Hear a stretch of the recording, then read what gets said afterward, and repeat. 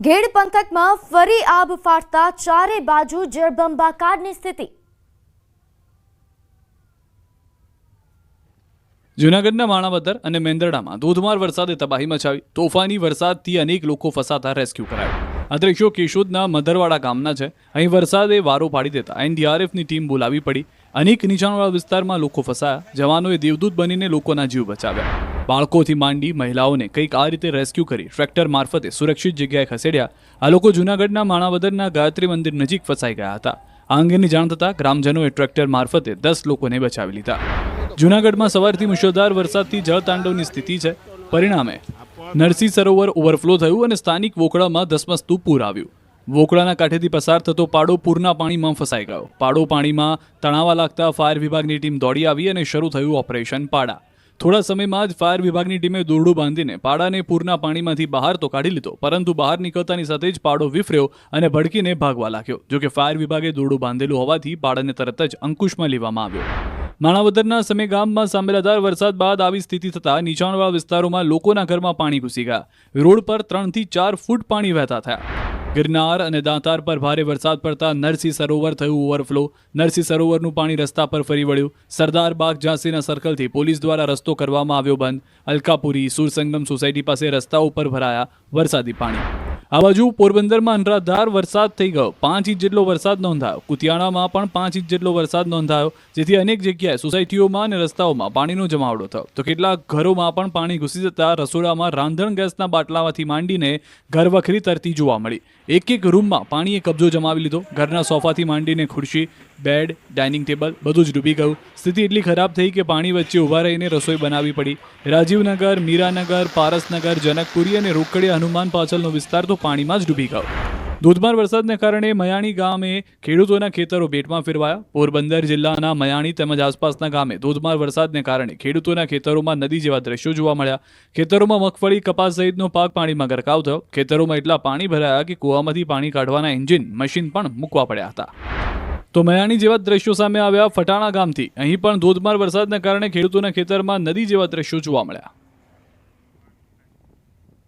તો આ બાજુ ગીર સોમનાથ જિલ્લામાં પણ વરસાદે સપાટો બોલાવ્યો।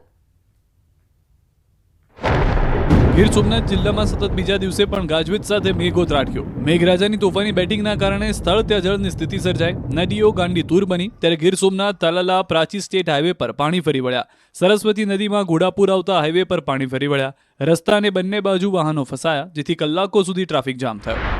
શ્રાવણમાં શ્રીકાર વરસાદથી ગીર સોમનાથના ત્રિવેણી સંગમ ઘાટ પાણીમાં ગરકાવ થઈ ગયો। હિરણ નદીમાં પૂરને કારણે ઘાટ પર ગોઠણસમાં પાણી ભરાયા। હિરણ 2 ડેમના 7 દરવાજા 7 ફૂટ ખોલવામાં આવતા ત્રિવેણી ઘાટ ડૂબી ગયો, જેથી અહીં દર્શન કરવા આવેલા ભક્તો ફસાયા હતા। તેમને હાથ પકડી સુરક્ષિત જગ્યાએ લઈ જવામાં આવ્યા। આ તરફ વરસાદે તાલાલા ઉના રોડને પણ બાનમાં લીધો। આકાશમાંથી જળ વિસ્ફોટ થતા રોડ પર નદી વહેતી થઈ। તાલાલાના અંકોલવાડી ગામ નજીક પણ પાણી ફરી વળ્યા હતા। સતત વરસાદને કારણે તાલાલા ઉના પ્રાચી હાઈવે પ્રભાવિત થયો। અનેક ગામોના રસ્તાઓ પર પાણી ફરી વળતા વાહન ચાલકોને અસર થઈ હતી। ખેતરો પણ પાણી થઈ ગયા। આ તરફ જેતપુર સોમનાથ નેશનલ હાઈવે પર પણ પાણી ભરાયા। સોમનાથ મંદિર નજીક રોડ પર આવેલ રેજેન્ટા હોટલ પાસે પાણી ભરાયા। આસપાસના ભાલપરા અને નીચાણવાળા વિસ્તારો પણ પાણીમાં ગરકાવ થઈ ગયા, જેથી વાહન ચાલકોની રફતાર થંભી હતી। હવે તાલાલાના અંબળાશ ગામના દ્રશ્યો પણ જોઈ લો।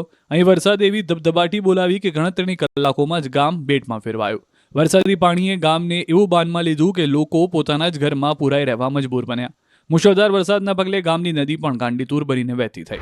તો પ્રાચી તીર્થમાં પણ વરસાદ એવા ભૂક્કા બોલાવ્યા કે સરસ્વતી નદીએ તેનું તોફાની સ્વરૂપ ધારણ કર્યું। નદીમાં ઘોડાપુર આવતા આસપાસના મંદિરો પણ પાણીમાં ગરકાવ થયા। નદી 2 કાંઠે વહેતા લોકોના જીવ પણ તાળવે ચોંટ્યા। વરસાદના પગલે વેરાવલના ઇનાજથી ઉમરાળા ગામને જોડતો રસ્તો બંધ થયો। રસ્તા પર વરસાદી પાણી ફરી વળ્યા, જેથી વાહન ચાલકોને કલાકો સુધી રોકાવું પડ્યું। મેઘરાજાએ ગીર સોમનાથ જિલ્લાને ધમરોળી નાખ્યો। તાલાલાના ધણેજ ગામ નજીકથી પસાર થતી આંબાકુઈ નદીમાં ઘોડાપુર આવ્યું, જેના કારણે તાલાલા ગડુને જોડતો રસ્તો બંધ થઈ ગયો। અનેક ગામોની અવરજવર ઠપ થઈ ગઈ। વરસાદના કારણે સાસણ સોમનાથ નેશનલ હાઈવે પર પાણી ફરી વળતા બંધ થયો। ઉમરેઠી ગામ નજીકથી પસાર થતા સ્ટેટ હાઈવે ઉપર ગોઠણસમાં પાણી ભરાયા। પ્રાચી તાલાલા સ્ટેટ હાઈવે બંધ થયો। હવે નજર કરીએ અન્ય સમાચારો પર। તો અમદાવાદમાં વિદ્યાર્થીની હત્યા મામલે આજે તાળાબંધી થશે। આજે એનએસયુઆઈ દ્વારા તાળાબંધી કરવામાં આવશે। એનએસયુઆઈ યુથ કોંગ્રેસ દ્વારા તાળાબંધી કરવામાં આવશે તેવી માહિતી છે. અમદાવાદની 7th ડે સ્કૂલમાં વિદ્યાર્થીની હત્યા થઈ તે મામલે NSUI યુથ કોંગ્રેસ હવે મેદાને આવ્યું છે અને આજે તેમના દ્વારા તાળાબંધી કરાશે.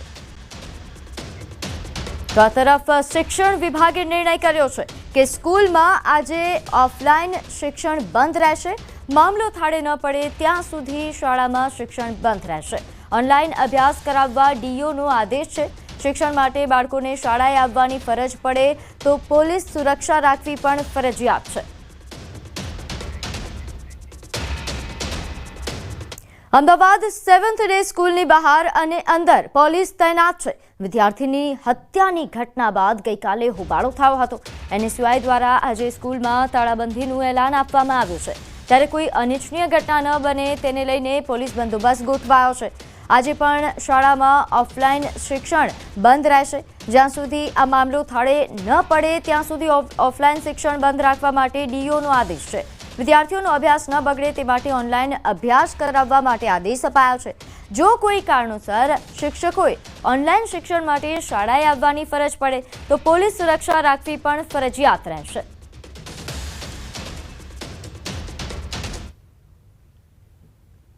અમદાવાદના મણિનગરની 7th ડે સ્કૂલમાં વિદ્યાર્થીની હત્યાના મામલામાં વધુ ઘેરા પ્રત્યાઘાત પડ્યા છે અને બીજા દિવસે પણ જે છે તે સ્કૂલ બંધ રાખવામાં આવી છે અને સ્કૂલની અંદર અને સ્કૂલની આસપાસ પોલીસ પ્રોટેક્શનને લઈને મોટી સંખ્યામાં પોલીસ તૈનાત કરવામાં આવી છે. સ્કૂલની જો વાત કરીએ તો સ્કૂલ પ્રિમાઇસીસમાં પણ મોટી સંખ્યામાં પોલીસ જે છે તે અહીંયા તૈનાત રાખવામાં આવી છે. કારણ કે NSUI જે દ્વારા જે છે આજે આ સ્કૂલમાં તાળાબંધી કરવાનો જે છે તે એલાન કરવામાં આવ્યું છે અને વિરોધ પ્રદર્શનનું પણ એલાન કરવામાં આવ્યું છે અને તેને લઈને બીજા દિવસે પણ અહીંયા પોલીસનો કાફલો જે છે તે તૈનાત રાખવામાં આવ્યો છે.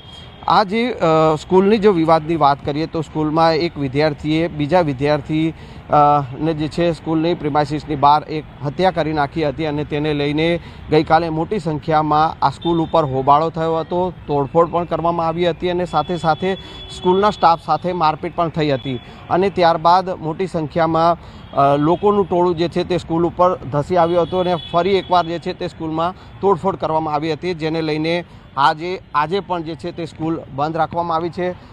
અમદાવાદ જિલ્લા શિક્ષણ અધિકારીએ આ સમગ્ર મામલો થાળે ન પડે ત્યાં સુધી સ્કૂલ બંધ સ્કૂલમાં ઓફલાઈન શિક્ષણ બંધ રાખવાનો આદેશ કર્યો છે અને સાથે સાથે વિદ્યાર્થીઓ કે જે વિદ્યાર્થીઓ મોટી સંખ્યામાં સ્કૂલમાં અભ્યાસ કરે છે તો તેઓનો અભ્યાસ ન બગડે તેને લઈને ઓનલાઈન અભ્યાસ કરાવવાનો આદેશ કર્યો છે.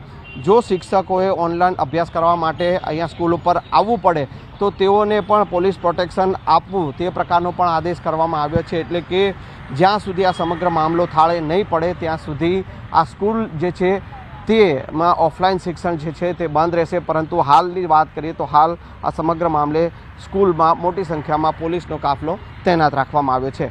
કેમેરામેન ખેંગાર રાઠોડ સાથે સંજય ટાંક, ન્યૂઝ 18 ગુજરાતી, અમદાવાદ. તો વિદ્યાર્થીની હત્યા મામલે આજે મણિનગર, કાંકરિયા અને ઈસનપુરનું બંધનું એલાન છે. કાંકરિયા, મણિનગર, ખોખરા, ઈસનપુર આસપાસ 200 શાળાઓનું સ્વયંભૂ બંધ. VHP અને વેપારી એસોસિએશન દ્વારા બંધનું એલાન અપાયું છે. ઇમરજન્સી સેવા સિવાય તમામ શાળાઓ, કોલેજો અને માર્કેટ બંધ રાખવા અનુરોધ કરાયો છે.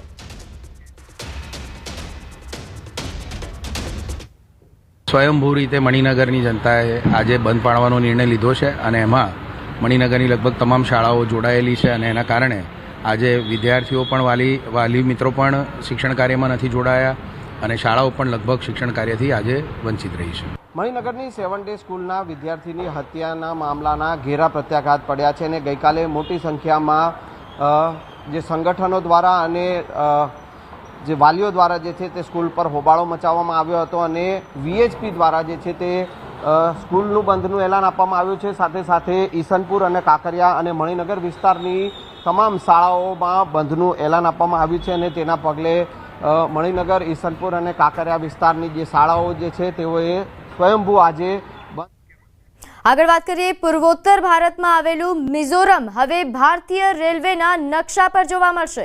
આઝાદી બાદ પ્રથમ રેલવે લાઇન આઇઝોલના સાયરંગથી બાયરાબી વચ્ચે નાખવામાં આવી છે. નોંધ્ય છે કે 51.38 કિલોમીટરની નવી રેલવે લાઇન નાખવામાં આવી છે. આઇઝોલ આવવા માટે રોડની વ્યવસ્થા છે, જેના કારણે જીવન જરૂરી વસ્તુઓ લાવવા લઈ જવા માટે ટ્રાન્સપોર્ટ ખર્ચ પણ વધુ થાય છે।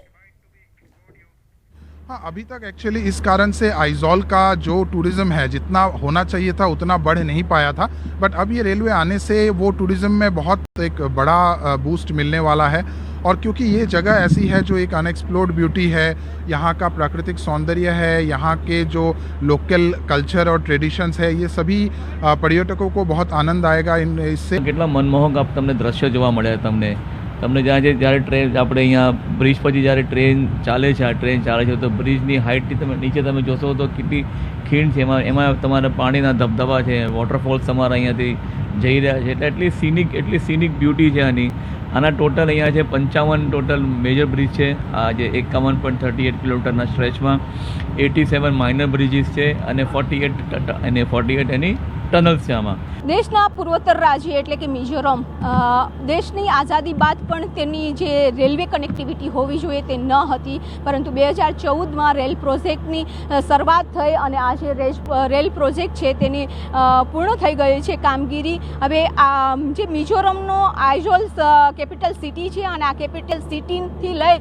અને હવે દેશના જે નેટવર્ક છે, રેલવે નેટવર્ક છે તેની સાથે જોડાશે અને તેના કારણે એક બેનિફિટ મળશે કે હવે રેલવે લાઇનથી એટલે કે આ 50 કિલોમીટરની લાઇન છે અને તેના કારણે જે મિઝોરમની સુંદરતા છે, આઇઝોલની સુંદરતા છે તે પણ જોવા મળશે। અત્યારે આ કુદરતી નજારો છે તે પણ અહીં રેલવેમાં જે લોકો પ્રવાસ કરશે તેને જોવા મળશે। સાથે સાથે જે અહીં આઇઝોલમાં રહે છે લોકો તેના જીવનમાં પણ બદલાવ આવશે, સાથે જ અહીં જે ટુરિસ્ટ આવે છે, પ્રવાસીઓ આવે છે તેને પણ બેનિફિટ મળશે અને પ્રવાસનને પણ વેગ મળશે। કેમેરામેન નિલેશ સોસા સાથે વિપુ પટેલ, ન્યૂઝ 18 ગુજરાતી, આઇઝોલ।